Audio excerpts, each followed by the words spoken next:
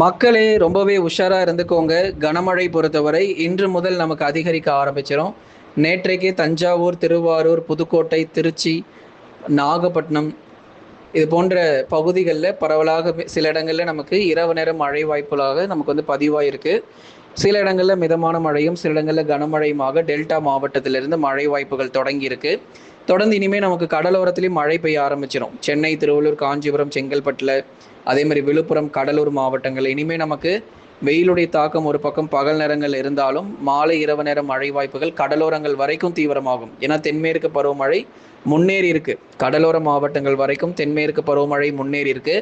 இதற்கப்புறமும் நமக்கு வெறும் மேற்கு தொடர்ச்சியில மட்டும் மழை இருக்காது. கடலோர பகுதி டெல்டாவில் வரைக்குமே கூட மழை வாய்ப்புகள் அதிகரிக்கக்கூடும். இன்றைக்கு எங்கெல்லாம் நமக்கு மழை இருக்கு, அடுத்து வரக்கூடிய நாட்கள் எங்கெல்லாம் நமக்கு மழை பெய்யும், தொடர்ந்து வெயிலுடைய தாக்கம் எப்பொழுதாங்க குறைய போகுது? இப்படியே இருந்துச்சுன்னா இந்த வருஷம் ஃபுல்லா இப்படியே தான் இருக்க போதா வெயிலுடைய தாக்கம்? மே மாதம் முடிஞ்சு இவ்வளோ நாள் ஆகுது, இன்னும் வெயில் குறையவே இல்லையே அப்படின்னு சொல்லி பலரும் கேட்டிருந்தீங்க. என்ன காரணம் அப்படிங்கிறதையும் நம்ம பார்க்கலாம். தொடர்ந்து சப்ஸ்கிரைப் பண்ணி சப்போர்ட் பண்ணுங்க. ஸ்க்ரீனுக்கு கீழே தெரியக்கூடிய இந்த லைக் பட்டனை கொஞ்சம் மறக்காம கிளிக் பண்ணுங்க.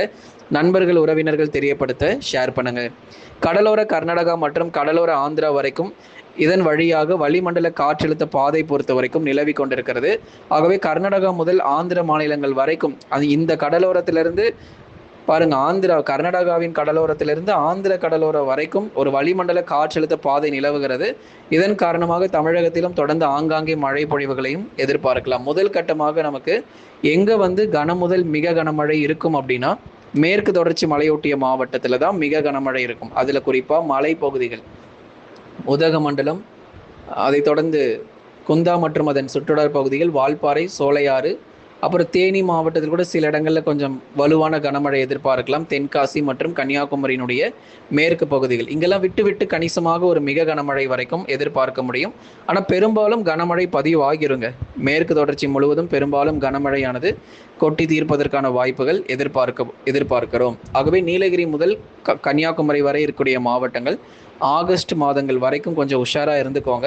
ஏன்னா உங்களுக்கு தான் நல்ல ஒரு மழை தீவிரம் மிக அதிகமாக இருக்கும். மிக கனமழை, ரெட் அலர்ட் கூட கொடுக்கலாம். இனி வரும் நாட்கள் தென்மேற்கு பருவமழை தீவிரமாகும் போது கேரளாவில் மட்டும் ரெட் அலர்ட் கொடுக்க மாட்டாங்க, தமிழ்நாட்டுக்கும் சேர்த்து தருவாங்க. அப்படி தரும்போது நீலகிரியிலிருந்து கன்னியாகுமரி வரை இருக்கக்கூடிய மாவட்டங்களுக்கு விரைவில் ரெட் அலர்ட் அப்படிங்கிறது ஒன்று வரப்போகுது. அதனால இப்பொழுதே தென்மேற்கு பருவமழை எதிர்கொள்றதுக்கு தயாராக இருந்துக்கோங்க.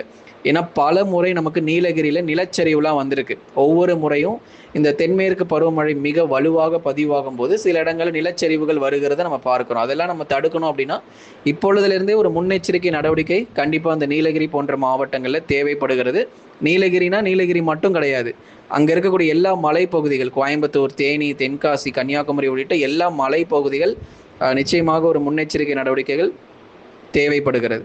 அடுத்ததாக வட தமிழக உள் மாவட்டங்கள், குறிப்பாக நமக்கு ஈரோடு, திருப்பூர், சேலம், நாமக்கல், கரூர் உள்ளிட்ட மாவட்டங்களில் விட்டு விட்டு பரவலாக மழை பொழிவுகள் அதிகரிக்கக்கூடும்.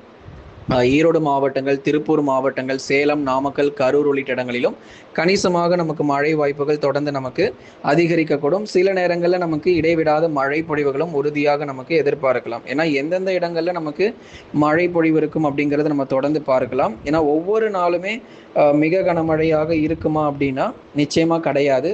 சில நாட்கள், அதுவும் குறிப்பாக மேற்கு தொடர்ச்சியில் மட்டும்தான் மிக கனமழை. மற்றபடி எல்லா இடத்துலையும் அரை மணி நேரத்துலேருந்து ஒரு மணி நேரம் வரைக்கும் தான் நீங்கள் மழையை எதிர்பார்க்க முடியும். திருப்பூர் மாவட்டம், ஈரோடு மாவட்டம், அதே மாதிரி சேலம், நாமக்கல், கரூர் மாவட்டங்களில், அதை தொடர்ந்து வேலூர், திருப்பத்தூர், ராணிப்பேட்டை, திருவண்ணாமலை உள்ளிட்ட பகுதிகளிலும் விட்டு விட்டு இரவு நேர மழை வாய்ப்பாகவும் சில நேரங்கள் நள்ளிரவு நேர மழை வாய்ப்பாகவும் எதிர்பார்க்கலாம். ஆகவே தொடர்ந்து இடைவிடாத ஒரு மழை பொழிவுகள் நமக்கு மேற்கு தொடர்ச்சி மலையொட்டிய பகுதிகள், வட தமிழக உள் மாவட்டத்திலும் இனி வருகிற நாட்கள் படிப்படியாக அதிகரிக்க தொடங்கும். பகல் நேரங்களில் வெயிலுடைய தாக்கம் அதிகரிக்கவும் வாய்ப்பு இருக்கு. இன்னும் குறையாது. இன்னும் அடுத்து வரப்போகிற 4-5 நாட்களுக்கு பகல் நேரங்களில் நமக்கு உள் மாவட்டங்களில் வெயில் தாக்கம் குறைய வாய்ப்பில்லை. மாலை இரவு நேரம் மழை வாய்ப்பாகவே இருக்கும். அதே மாதிரி கடலோர மாவட்டங்களிலும் நமக்கு வெயிலுடைய தாக்கம் குறைவதற்கான வாய்ப்புகள் ரொம்ப குறைவாக இருக்கு. தென் மாவட்ட பகுதிகள் நீங்க எடுத்துக்கிட்டீங்க அப்படின்னா நெல்லை பகுதிகள், திருநெல்வேலி மாவட்டத்தினுடைய மேற்கு பகுதி, நாலுமுக்கு, காக்காட்சி, அம்பாசமுத்திரம், சேரன் மகாதேவி, வள்ளியூர், இது மாதிரி தெற்கு மற்றும் மேற்கு பகுதிகளில் மட்டும் சற்று வலுவான கனமழையும், மற்ற இடங்களில் மிதமான மழையாக திருநெல்வேலி மாவட்டங்களிலும், திண்டுக்கல்ல கொடைக்கானல் பகுதிகளில் அவ்வப்போது கனமழைக்கான வாய்ப்பு இருக்கும். மற்ற இடங்களில் மிதமான மழையாகவும், விருதுநகர் மாவட்டம் ஸ்ரீவில்லிபுத்தூர், ராஜபாளையம் பக்கம் சில நேரங்களில் கனமழை இருக்கும். மற்ற இடங்களில் மிதமான மழையாகவும், மதுரை மாவட்டத்தினுடைய மேற்கு பகுதியில் கனமழை, மற்ற இடங்களில் ஒரு மிதமான மழையாவது குறைஞ்சபட்சம் சில நேரங்கள் எதிர்பார்க்க முடியும். மதுரை பொறுத்த வரைக்கும் ஒரு 15 நிமிடத்திலிருந்து அரை மணி நேரம் வரைக்கும் தான் நமக்கு மழை வாய்ப்புகள் எதிர்பார்க்கப்படுது. அடுத்ததான் மிதமான மழை நீங்கள் எடுத்துக்கிட்டீங்க அப்படின்னா தூத்துக்குடி, சிவகங்கை, ராமநாதபுரம் இங்கெல்லாம் மிதமான மழை மட்டும் எதிர்பார்த்தால் போதும். ஒரு குறுகிய நேரம் மழை தான், ஒரு ரொம்ப நேரம் நீண்ட நேரம் மழை கூட கிடையாது. ஒரு 15 நிமிடத்திலிருந்து 45 நிமிடங்கள் வரைக்கும் தான் அதிகபட்ச ஒரு மழை பொழிவாக தொடர்ந்து பதிவாகிட்டு அப்புறம் ஓய்வு கொடுத்துரும். அதுவும் பகுதியான ஒரு மழையாகவே எதிர்பார்க்கப்படுது. வடகிழக்கு பருவமழையாக இருந்தால் இந்நேரம் நமக்கு மாவட்டம் முழுவதும் ரெட் அலர்ட் கொடுத்துருக்கலாம். இது தென்மேற்கு பருவமழைங்கிறதுனால கொஞ்சம் நமக்கு மேற்கு தொடர்ச்சியில் மட்டும்தான் நமக்கு வலுவான மழை பொழிவும், மற்ற இடங்களில் கனமழை வரைக்கும் எதிர்பார்க்க முடிகிறது.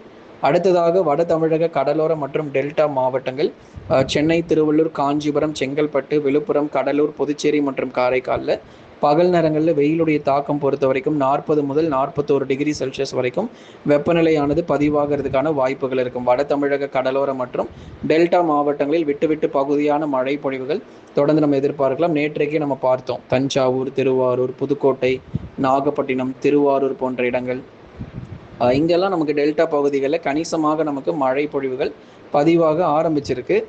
பகல் நேரங்களில் வெயிலுடைய தாக்கமும் அந்த இடங்களில் ரொம்ப அதிகமாக காணப்பட்டிருக்கு. மாலை நேரங்களிலும் மழை பொழிவுகள் பகுதியாகவும் பதிவாயிருக்கு. இன்று முதல் கடலோர பகுதிகள் எல்லா இடங்களும், சென்னை முதல் புதுக்கோட்டை வரை இருக்கக்கூடிய அனைத்து கடலோரங்களிலும் படிப்படியாக மேகக்கூட்டங்கள் முன்னேறி வருகிறத நம்ம பார்க்க முடியும். மழை வாய்ப்புகளும் கடலோர பகுதிகளில் எதிர்பார்க்கலாம். கடந்த 24 மணி நேரத்தில் பதிவான அதிகபட்ச வெப்பநிலை கடந்த 5 நாட்களாக சென்னையில் வெயில் குறையவே இல்லை. தொடர்ந்து 40 முதல் 41 டிகிரி செல்சியஸ் வரைக்கும் வெப்பநிலை பதிவாயிட்டு இருக்கு. சென்னை மற்றும் அதன் புறநகர் பகுதிகளில் எல்லா இடங்களிலும் தொடர்ந்து காஞ்சிபுரம், திருவள்ளூர் மாவட்டம் ஆகட்டும், செங்கல்பட்டு ஆகட்டும், இங்கே எல்லாமே 40லேருந்து 41 டிகிரி செல்சியஸ் வரைக்கும் வெப்பநிலை பதிவாகிட்டு இருக்கு.